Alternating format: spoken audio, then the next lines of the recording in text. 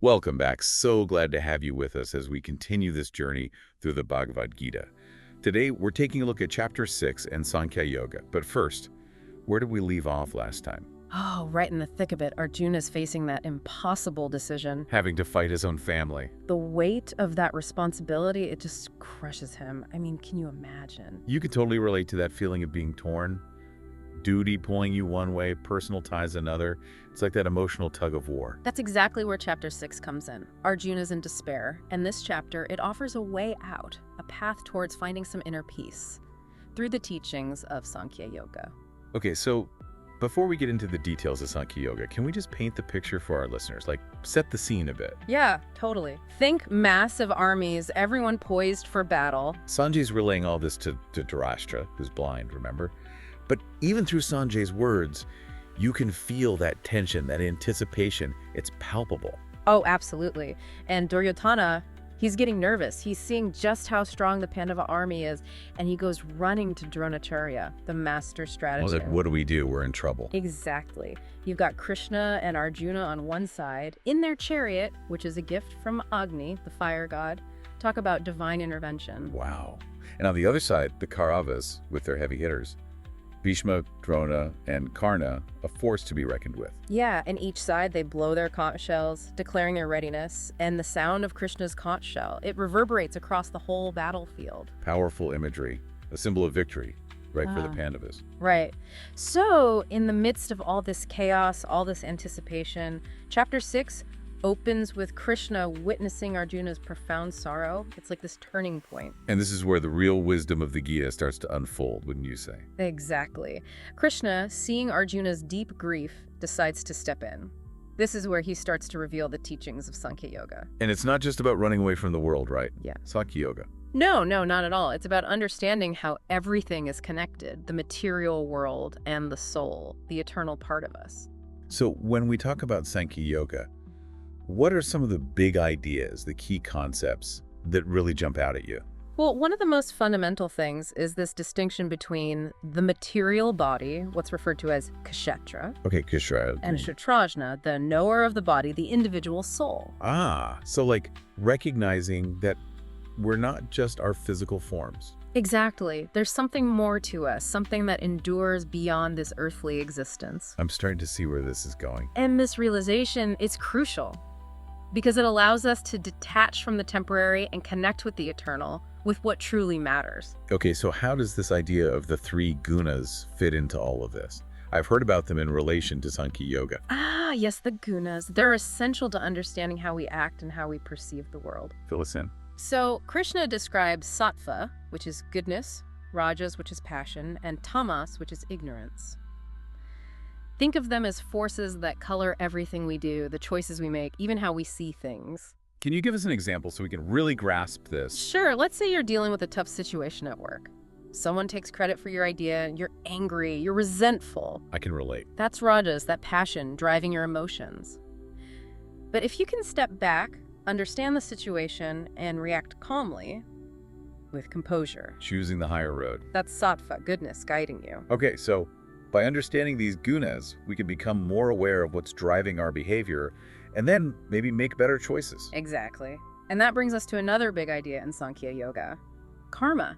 This principle of cause and effect. Right. The idea that our actions have consequences. Right, karma. Everyone's heard of it, but it can be a little confusing. It is a complex concept, but at its core, it's about the ripple effect.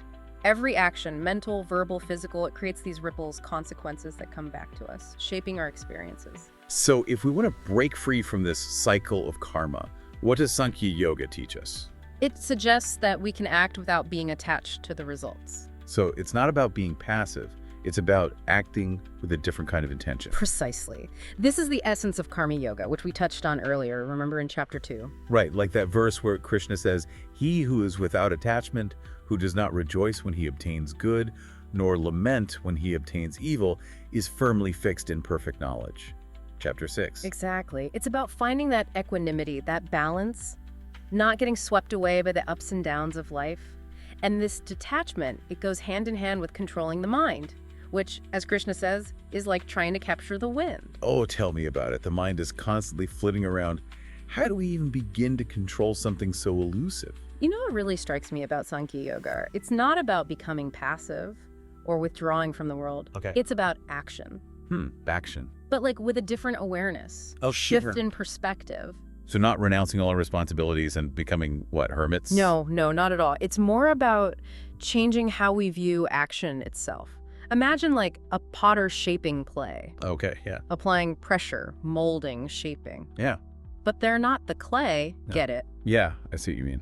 So in Sankhya Yoga, we become aware of ourselves as that potter, Oh, just... the force behind our actions, not just identified with the results. That's a great analogy. It makes this idea of detachment, a little easier to digest.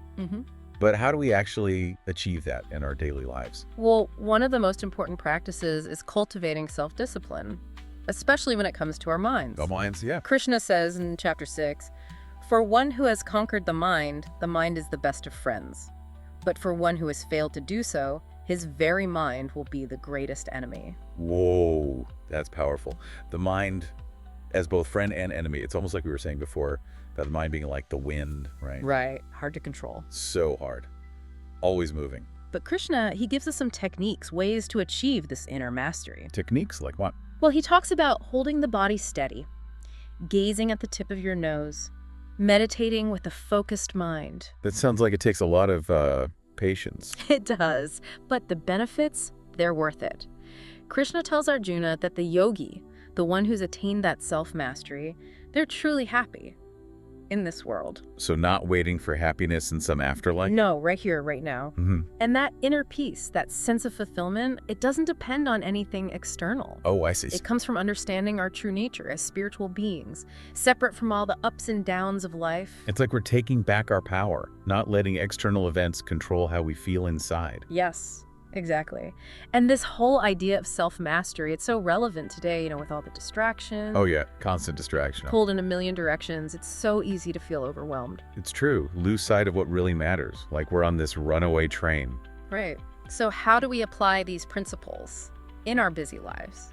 Find the time for this inner stillness when everything's so hectic. Yeah, it's tough. Well, it starts by recognizing that even small moments of awareness, they can make a huge difference. Small moments. We don't need a cave to practice Sankhya Yoga. Thank goodness. Bring it into everyday life. So like, even if I'm stuck in traffic, just taking a few deep breaths. Absolutely. Shifting your focus inward. Even for a few seconds. Noticing your breath, your body, your thoughts. That's way more doable than like hours of meditation. Right. And, another powerful practice, cultivating that detachment from the outcomes of our actions. Outcomes. In chapter 6, Krishna says, "Thus, knowing oneself to be transcendental to the material senses, mind, and intelligence, one should control the lower self by the higher self, and thus by spiritual strength conquer this insatiable enemy known as lust." So, recognizing we have a choice, even when things are tough or we're feeling tempted. Exactly. Are we going to be driven by impulses? Or act from a place of higher awareness, guided by our values? Makes sense. It reminds me of what Epictetus said, the Stoic philosopher. It's not what happens to you, but how you react to it that matters. Yeah, totally. It's all about building that inner strength, that resilience. When you're not so attached to specific outcomes, you don't get thrown off so easily. Weathering the storm from the inside out. Exactly. And that inner peace, it lets us act with more clarity, purpose, compassion. I love that. So it's not about denying our emotions or suppressing desires. Yeah. It's more about understanding them. Yes. Seeing them clearly and choosing how we respond. Powerful stuff. So at its core, this Sankhya Yoga, it's about understanding our true nature as spiritual beings and living in alignment with that. Yes. It's a journey, a process of uncovering that truth within. A journey we don't have to take alone. Right. The Bhagavad Gita and teachings like Sankhya Yoga, they can be our guides, our companions along the way. And it's amazing how, even though these teachings are so ancient, they feel so relevant today to our modern challenges. Absolutely. And that's something we explore in depth on our Heart Sutra channel. We look at how these traditional philosophies can help us solve modern-day problems. If you're interested in diving deeper, we'd love for you to subscribe. Sounds fascinating. But for now, let's take a quick break and come back to wrap up our exploration of Sankhya Yoga. As we've been talking about Sankhya Yoga all this time, one thing that keeps coming back to me is the idea of the three gunas. Oh yeah, the gunas, sattva, rajas, tamas. Yeah, it's like they're these invisible forces that shape our whole experience. That's a great way to think about it. Krishna explains that they influence not just our perceptions, but the consequences of our actions too. Like actions that are born from goodness, sattva, they lead to purity. Purity. But actions driven by passion, that's rajas, often end up causing distress. Distress. And actions rooted in ignorance, tamas, they lead to delusion. So each guna, it's like setting a course for our lives. Right. Affecting what we do and how we see the world. Exactly. And understanding this, it's really empowering. How so? Because it gives us a choice. We can start to cultivate more sattva, more goodness in our lives. Right, but that sounds pretty challenging. How do we shift our actions and perceptions toward that goodness when we're so used to being driven by, passion or even ignorance? It takes practice, for sure. But remember, Sankhya Yoga is not about renouncing the world or anything. Right. It's about bringing awareness to everything we do, even the simplest things. I don't have to become like a saint or live in austerity. Not unless that's what you truly want. For most of us, it's about finding that balance between our inner world and the outer world, between our spiritual aspirations and our everyday responsibilities. Okay, I like that. Reminds me of that verse in chapter 6 where Krishna says, a person is said to have attained to yoga when, having renounced all material desires, he neither acts for sense gratification nor engages in fruitive activities. Such a powerful verse, right? It captures the essence of Sankhya Yoga perfectly. It's not about giving up all action, but about detachment, freedom from needing a specific outcome. Inner freedom, even while we're busy living our lives. Exactly. And that freedom, it lets us act with more clarity, purpose. Imagine approaching your work, your relationships, even cooking dinner with this kind of awareness. Wow, yeah, like bringing a sense of sacredness to everyday life. Exactly. That's the beauty of Sankhya Yoga. It offers us a way to experience life more fully, to find meaning and purpose in every single thing we do. One of the things I really like about the Bhagavad Gita is that it's honest about the challenges of this spiritual path. Oh yeah, it doesn't sugarcoat it. Yeah. Krishna says that this journey of self-realization, it's not always easy. He even compares it to tasting nectar, like it might be a little bitter at first. Bitter. It takes effort, discipline, but ultimately the rewards are the sweetest. It's like pushing through a tough workout, knowing you'll be stronger, healthier in the end. Exactly. And the rewards of Sankhya Yoga, inner peace, clarity, that deep sense of connection to something bigger than ourselves. It's priceless. And those rewards, they're there for all of us, right? No matter who we are or what we believe. That's what makes the Bhagavad Gita so timeless and universal. Absolutely. And it's a wisdom we can access and apply to our lives, right here, right now. I think that's a powerful message for all of us.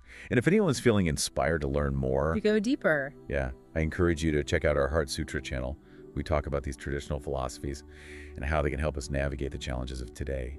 Would love for you to join us. And remember, this journey of self-discovery, it never really ends. Be patient, stay curious.